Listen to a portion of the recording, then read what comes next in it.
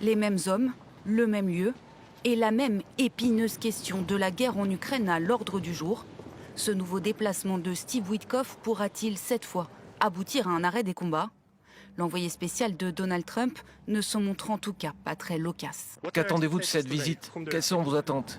Une question qui restera sans réponse et aucune prise de parole commune pour éclairer sur la teneur des échanges de près de 3 heures entre les deux hommes.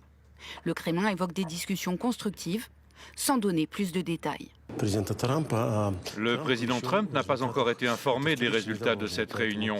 Je m'abstiendrai donc de faire des commentaires plus détaillés. Attendons de voir quand Steve Witkoff pourra rendre compte à Trump de la conversation d'aujourd'hui. Après plusieurs négociations infructueuses, cette fois, les États-Unis ont fixé un ultimatum. Faute d'accord d'ici vendredi, Washington imposera de nouvelles sanctions. Des mesures dont les détails n'ont pas encore été révélés, mais qui pourraient viser les partenaires commerciaux de la Russie, comme l'Inde et la Chine. Il est clair que le président n'est pas satisfait de M. Poutine et de la Russie, mais il reste attaché à trouver des solutions diplomatiques. Avant sa rencontre avec Vladimir Poutine, Steve Witkoff s'est entretenu avec Kirill Dmitriev, l'envoyé du président russe pour l'investissement et la coopération économique.